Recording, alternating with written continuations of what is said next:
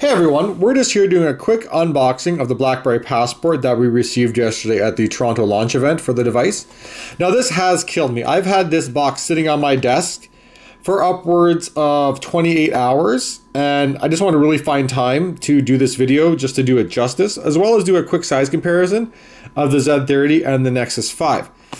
We can only assume that this will be BlackBerry's retail packaging, as they have all the languages on the back, which they haven't in the past at media launches, as well as the proper notifications on the side.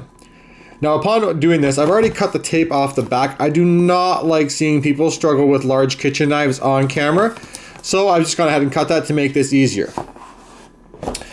Upon sliding the device out, ooh, that's nice. It really just shines out against the sides, just how you see the steel accents on the light. And the frets, how they shine. Now I'm just going to go ahead and grab this little tab here to take the device out. And we're just going to look at it nicely. And we're going to set it down to the side and take a quick look in the box before we go forward. Again, this is the Passport's Passport. Details everything on the device, kind of how the touch-enabled keyboard works. So that is a first, I think, for anyone in the industry.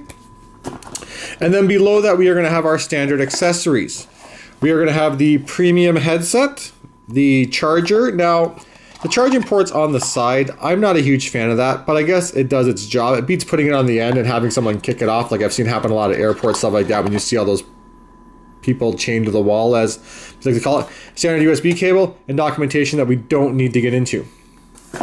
So, we have the device here, again, really solid, good feel in one hand. With my hands, I can, my thumb can pretty much do everything. I'll probably still hold it with a second hand just for stability, but if I'm on the go, I can do a lot with one hand that you really can't on some of the other newer devices that are this size. Really nice back. I like how the camera's centered. I also like how it's a little bit of a box off that with a flash on top. Again, it's just the little things. Power button, headphone port.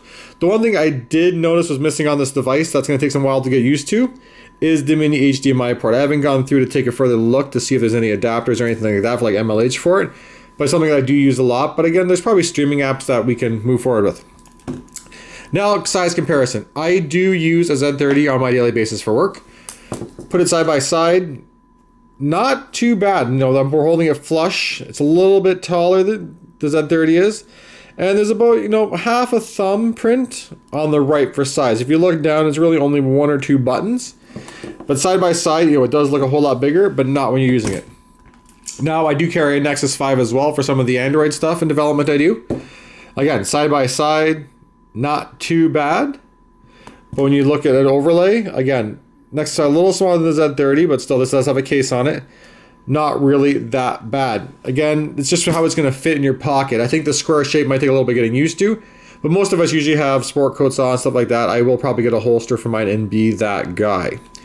Quick thing too that I saw some people struggling with yesterday at the event is how to put the SIM card in. Again, it's just this quick little finger at the top, snaps off, SD card, nano SIM, and clicks right back in.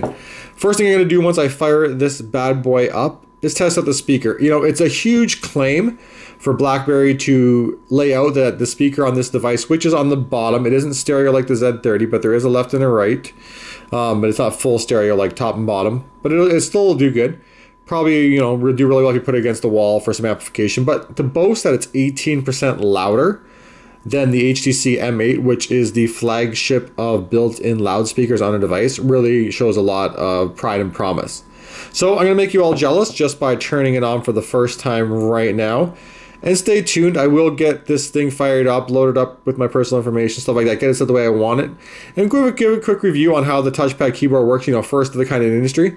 But also if we look here as well, the keyboard actually has a nice, semicircle to it. It's probably really hard to see, but it actually does go up nicely, which is really going to add to the ergonomics.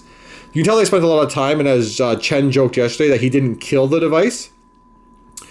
So I don't know what was going on behind the scenes, but he allowed the production to still move forward, especially in the times that they are. Again, this is BerryReview, our quick unboxing of the BlackBerry Passport, and you should see more from us soon. Thank you.